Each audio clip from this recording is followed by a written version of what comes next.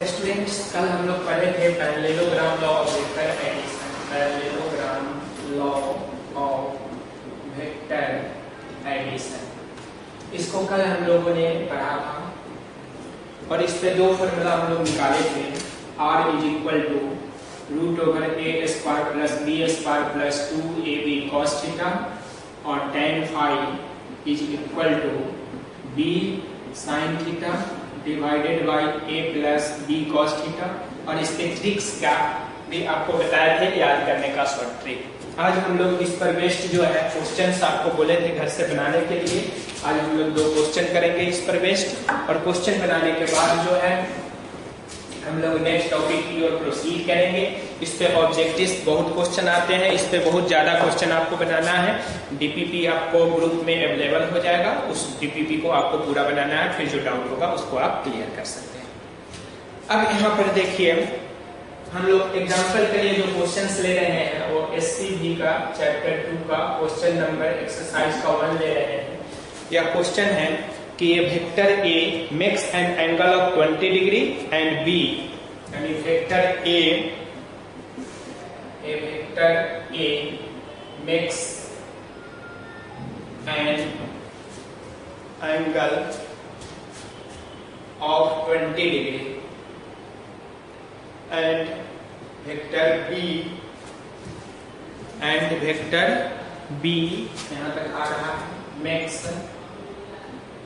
and angle of 110 degree with the x-axis,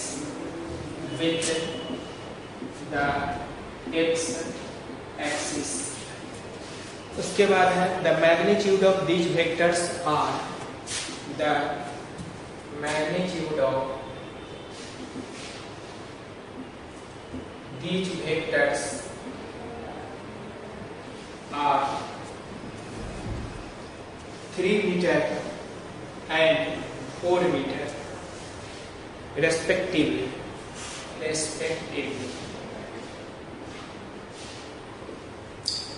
Find the resultant.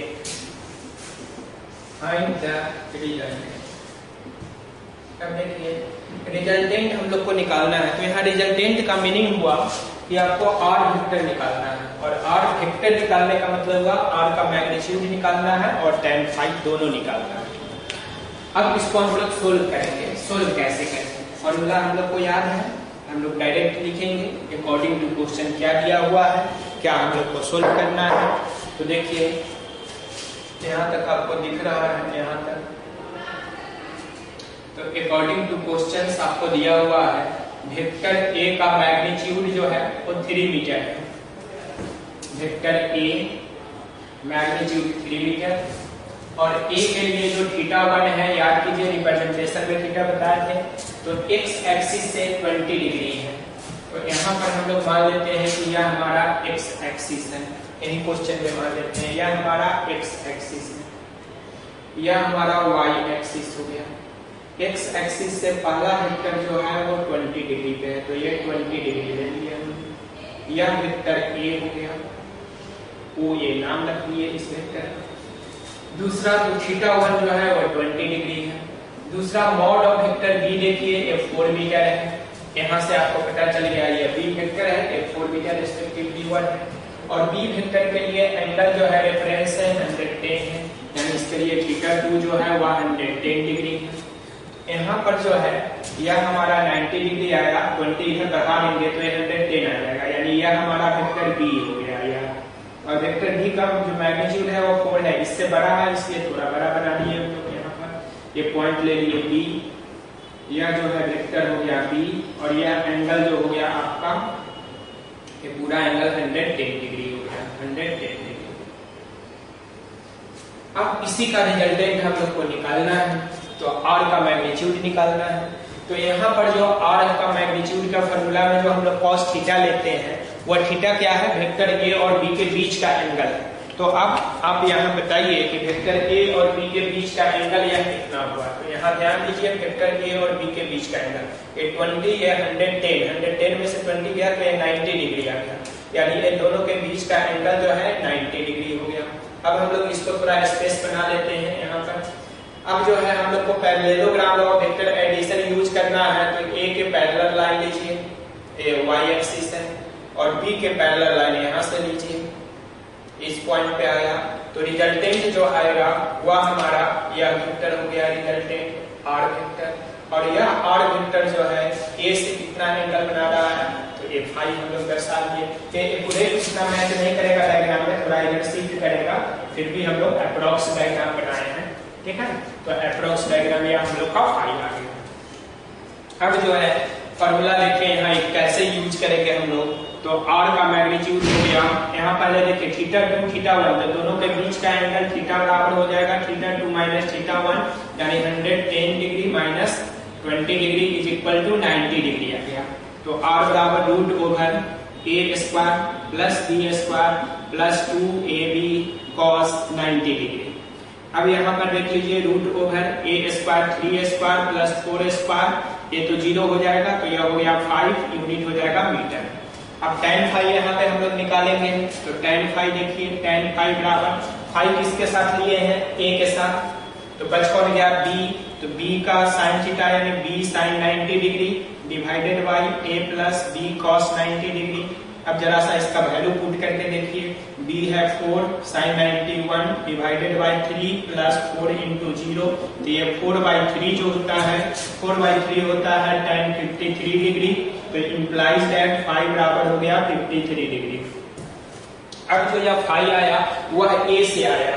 Question जो हम लोग को दिया हुआ है उसमें ए का एंगल जो है वह एक्स एक्सिस से मेंटेन किया है, बी का जो एंगल है वह एक्स एक्सिस के रिफरेंस में दिया है, इसलिए जो रिजल्टेंट आर आएगा यह एंगल भी आपको एक्स के रिफरेंस में बताना है।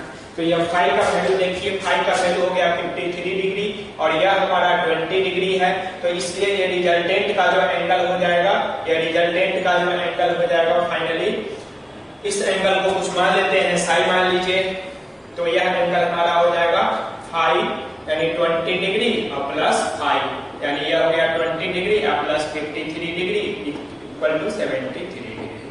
तो यह हो गया हमारा रिजल्टेंट का एंगल। तो अब हम लोग जो है ये डाटा लिखेंगे, डाटा उसके बाद ये फॉर्मूला लिखेंगे, चूंकि आपका 11th क्लास है इसलिए इस डाटा पे जो है आपको हाफ मार्क्स मिल जाएगा, फॉर्मूला पर जो है हाफ मार्क्स मिल जाएगा कैलकुलेट करके, 1 मार्क्स हो गया।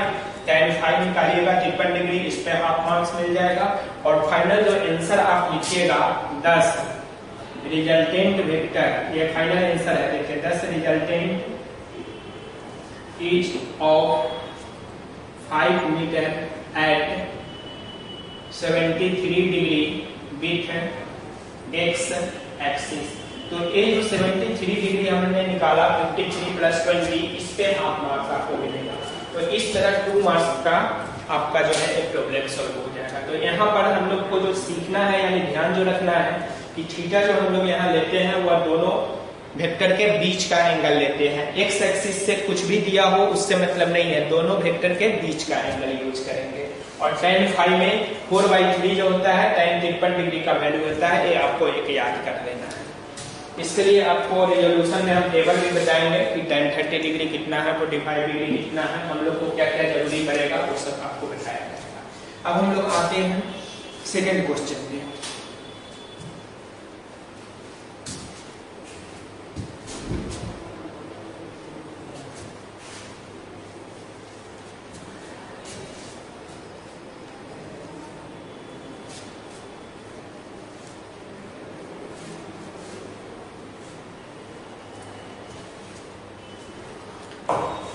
एससी वर्मा का सेकंड क्वेश्चन पे आते हैं, क्वेश्चन 2।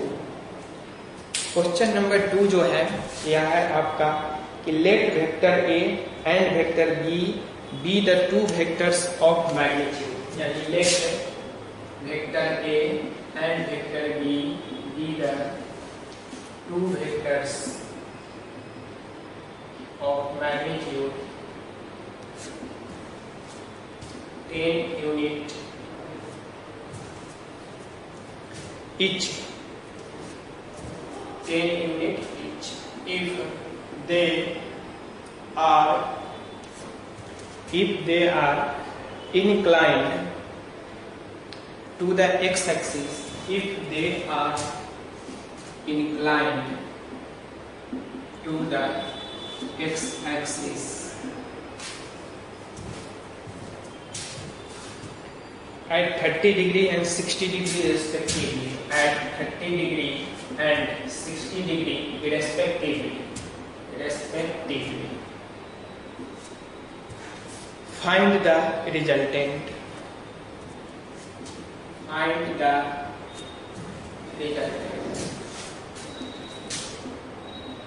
रिजल्टेंट हम लोग को निकालना है।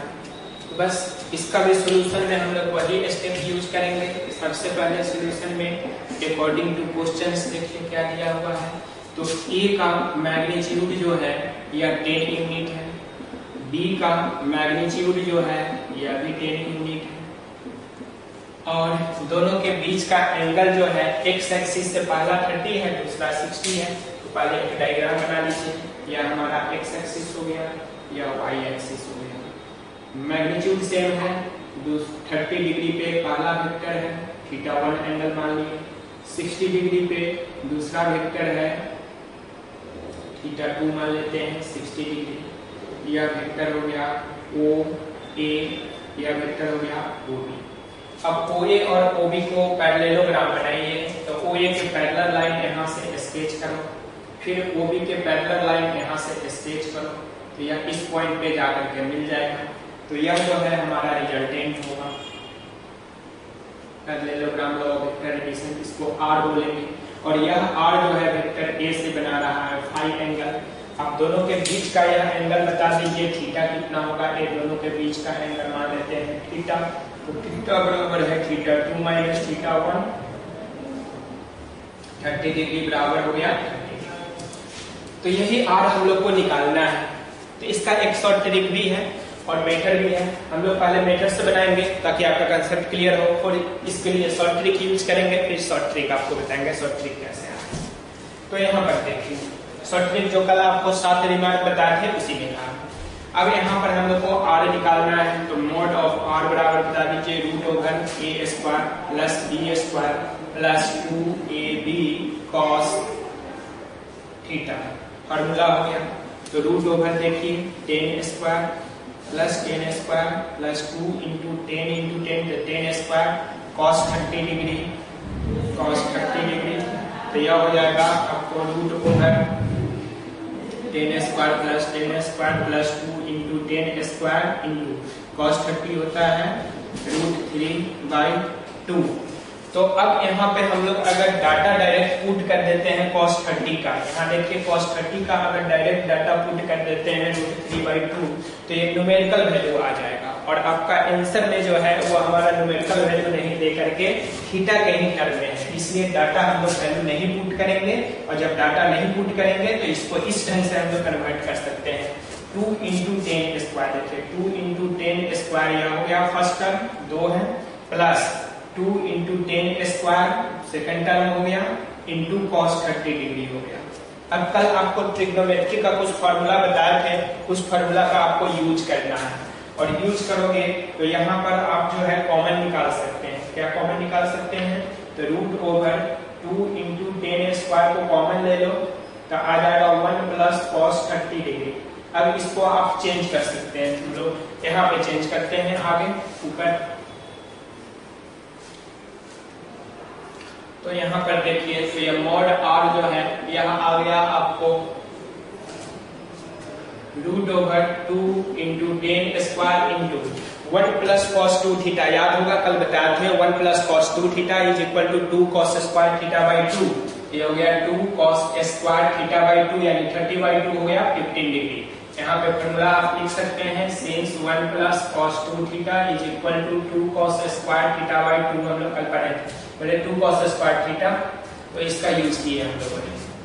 अब यहाँ पर 2 में से एक 2 बाहर निकल गया, 10² में से एक 10 बाहर निकल गया, और cos स्क्वायर 15 में से एक बाहर निकल गया, तो ये आ गया 20 cos 15 degree. So this is the magnitude of resultant vector. यहाँ आ गया आपका मैग्नीट्यूड ऑफ रिजल्टेंट वेक्टर। दूसरा जो है इसका हम लोग को डायरेक्शन निकालना है फाई। तो आते हैं हम लोग फाई कैसे निकालेंगे। फाई के लिए जो है यहाँ पे जगह हम यूज कर रहे हैं, आपको यहाँ दिख रहा होगा फाई के लिए इतनी जगह है, सफिशिएंट है, निकल जाएगा। 5 यहाँ तक में 5, हाँ यहाँ तक में 5 आपको दिख जाएगा। तो देखिए यहाँ 5 जो है यहाँ पे हम लोग को निकालना है। तो tan phi जो है देखिए फॉर्मूला a के साथ phi है तो बच कौन गया b, तो b sin थीटा, थीटा दोनों के बीच का एंगल कितना है 30 डिग्री, तो b का भी वैल्यू डाल देते हैं 10 sin 30 डिवाइडेड बाई a, तो a के जगह भी क्या आ गया 10 प्लस b के जगह 10 cos 30। अब जो है फिर इसको जो है हम लोग न्यूमेरिकल वैल्यू पुट करेंगे तो फिर ये न्यूमेरिकल में आएगा, तो या तो न्यूमेरिकल में आंसर निकालें हम लोग या फिर हम लोग जो है कोई दूसरा ट्रिक यूज करें जो ट्रिक यहाँ हम लोग यूज किए हैं। तो ट्रिग्नोमेट्री में इसमें ये यूज करेंगे हम लोग। 10 जो है sin 30 को लिख सकते हैं 2 sin 15 degree into cos 15 degree divided by is equal to कर दो 10 कॉमन ले लो 1 प्लस cos 30 डिग्री। अगले स्टेप पे 10 कट गया, tan phi को देखिए 2 sin 15 degree into cos 15 degree divided bye इसको 2 cos स्क्वायर 15 डिग्री, 2 से 2 कट गया, एक स्क्वायर से एक ट्रिग्नोमेट्री का फॉर्मूला यूज किए, ये कट गया, तो आपको बच गया कौन सा ट्रिग्नोमेट्री का फॉर्मूला यूज किए, सो बता रहे हैं आपको इतना divided by cos 15 degree is equal to tan 15 degree, तो implies that phi is equal to 15 degree. अब देखिए phi जो है a के साथ 15 डिग्री का एंगल बना रहा है और आपको जो निकालना है वह x एक्सिस के साथ निकालना है, क्योंकि क्वेश्चन में हमारा x के रिस्पेक्ट में दिया गया था, तो मैग्नीट्यूड हमारा इतना आया और इसी में लिख देंगे at therefore resultant, last line यहाँ है therefore resultant is of 20 cos 15 degree and 30 plus यहाँ देखिए 30 plus 5 is equal to 45 degree हो जाएगा, at 45 degree with x axis. So this is your answer, या आ गया फाइनल आंसर 45 डिग्री पे। अब यहाँ जो फॉर्मूला हम लोगों ने यूज किया, ये फॉर्मूला देख लीजिए, इसको तोड़ने के लिए जो फॉर्मूला यहाँ पर हम लोगों ने यूज किया है, इसके लिए ये फॉर्मूला होता है sin 2 theta is equal to 2 sin theta into cos theta, इस फॉर्मूला का यूज किया है। और यहाँ वो इसको जो एक्सप्रेस करने के लिए फॉर्मूला यूज किए हैं, ये आपको थोड़ी देर पहले भी बताए थे, ये फॉर्मूला यहाँ से लेकर के आ जाइए यहाँ पर, ये फॉर्मूला है, यही सेम फॉर्मूला यूज किए हैं। तो इस तरह ट्रिग्नोमेट्री का फॉर्मूला जैसे जैसे जरूरत पड़ेगा हम लोग यूज करेंगे। तो ये हमारा फाइनल रिजल्टेंट हो गया 20 cos 15 at 45 degree with x axis. अब हम लोग क्या करेंगे, यहाँ इसी को शॉर्ट ट्रिक से बना करके देखते हैं शॉर्ट ट्रिक कितना आता है। तो शॉर्ट ट्रिक में आप देखिए 1 मिनट के अंदर आपको बन जाना चाहिए शॉर्ट ट्रिक। शॉर्ट ट्रिक में कल आपको रिमार्क में बताया था कि जब दो वेक्टर का मैग्नीट्यूड सेम हो, कंडीशन मिल रहा है, तब रिजल्टेंट जो होता है r का वैल्यू होता है 2a cos थीटा बाई 2। तो डायरेक्ट डाल दीजिए 2a का मैग्नीट्यूड 10 है, 10 cos दोनों के बीच का एंगल 30 है, cos 15 डिग्री बराबर 20 cos 15 डिग्री, यह मैग्नीट्यूड हो गया। और फाई बराबर जो होता है वो थीटा बाई 2 होता है, थीटा 30 है तो 30 बाई 2 बराबर हो गया, यहाँ लिख दो 30 डिग्री बाई 2 बराबर 15 डिग्री। आंसर जो है x के रिस्पेक्ट में देना है, इसलिए यह 30 प्लस x हो जाएगा, तो therefore 20 cos 15 degree at 30 plus 15 that is 45 degree with x axis. तो यह आपका आंसर हो गया फाइनल रिजल्ट। तो इस तरह हम लोग जो देख रहे हैं कि शॉर्ट ट्रिक का यूज करके हम लोग डायरेक्ट इसको निकाल सकते हैं, ठीक है। तो अगर रिमार्क 7 आपका यूज याद है तो आप शॉर्ट ट्रिक यूज कर सकते हैं। अब 1-2 क्वेश्चन और हम आपको दे रहे हैं, उस क्वेश्चन को अभी आपको बनाना है।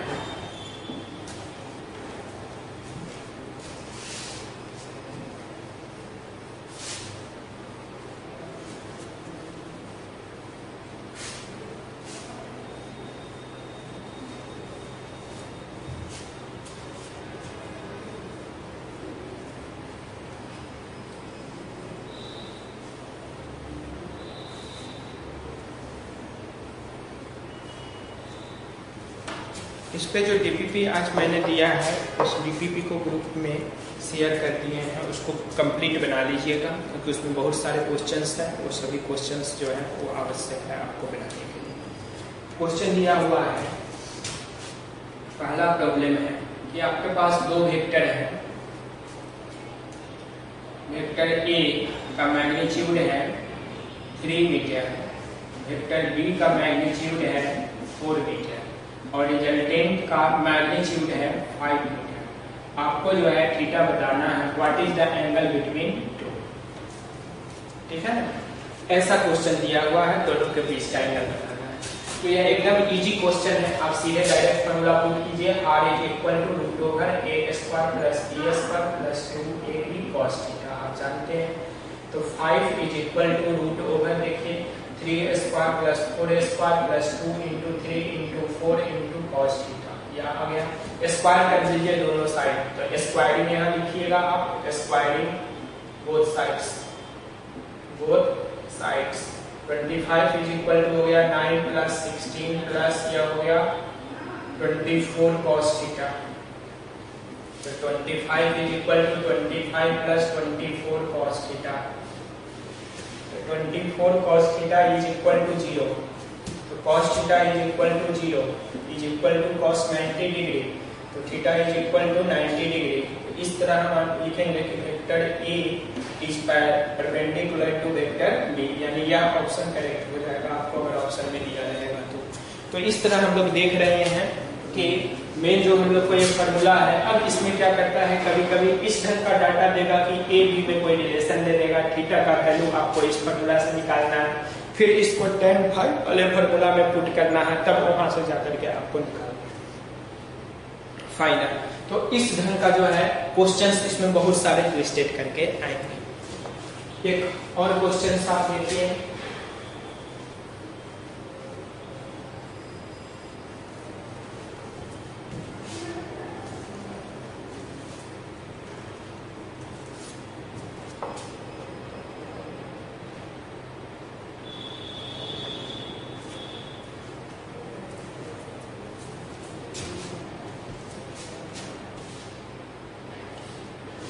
क्वेश्चन मान लेते हैं कि A का मैग्नीट्यूड दिया है 10 मीटर, B का मैग्नीट्यूड दिया है 5 मीटर, दोनों के बीच का थीटा नहीं दिया है और R का वैल्यू दे दिया है 13 मीटर। यह आपको निकालना है कितना आएगा, थीटा का वैल्यू कितना आएगा। तो बस सीधे डायरेक्ट फॉर्मूला यूज करो, R is equal to root over a square plus b square plus 2ab cos theta. तो 13 is equal to root over 10 square plus 5 square plus 2 into 10 into 5 into cos theta, इसका square कर देंगे, root हट जाएगा। तो 13 का square 10 square 100, 5 square 25 plus a हो गया आपका 100 cos थीटा। तो 169 is equal to 120 plus 100 cos theta. अब इसको इसमें से घटा दीजिए, तो ये आ गया 4, ये आ गया आपका 444 is equal to 100 cos theta.